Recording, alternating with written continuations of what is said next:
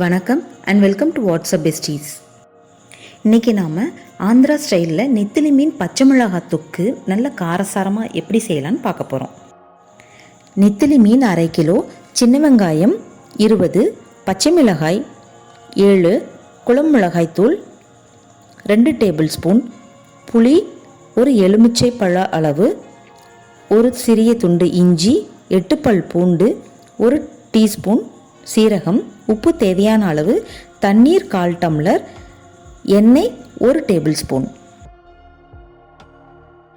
ஒரு மண் பாத்திரத்தில் கழுவி சுத்தப்படுத்தி வச்சுருக்க மீனை எடுத்துக்கணும். இது கூட பொடியாக நறுக்கி வச்சுருக்க சின்ன வெங்காயத்தை சேர்த்துக்கணும். பெரிய வெங்காயமாக இருந்தால் 2 எடுத்துக்கணும். 2 நறுக்கின பச்சை மிளகாய், தேவையான அளவு கல்லுப்பு, குழம்பு மிளகாய் தூள் 2 டேபிள் ஸ்பூன் சேர்த்துக்கணும். இஞ்சி பூண்டு சீரகத்தை இடித்து இதையும் இதோட சேர்த்துக்கலாம்.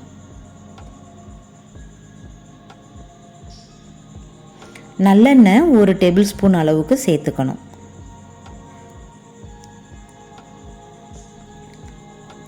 கால் டம்ளர் அளவுக்கு தண்ணீரையும் சேர்த்துட்டு கையாலேயே நல்லா கலந்து விட்டுக்கலாம். தண்ணி அதிகம் சேர்க்க வேண்டாம், இந்த 1/4 டம்ளர் அளவு தண்ணியே போதும். புளித்தண்ணி வேற சேர்ப்போம், அதனால் இதே போதும்.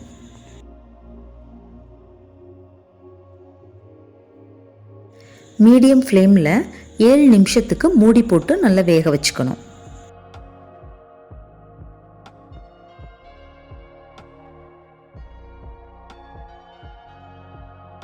பாருங்கள், நல்லா வெந்திருக்கு, நிறைய தண்ணியும் விட்டுருக்கு. இப்போ இது கூட புளி தண்ணி சேர்த்துக்கணும்.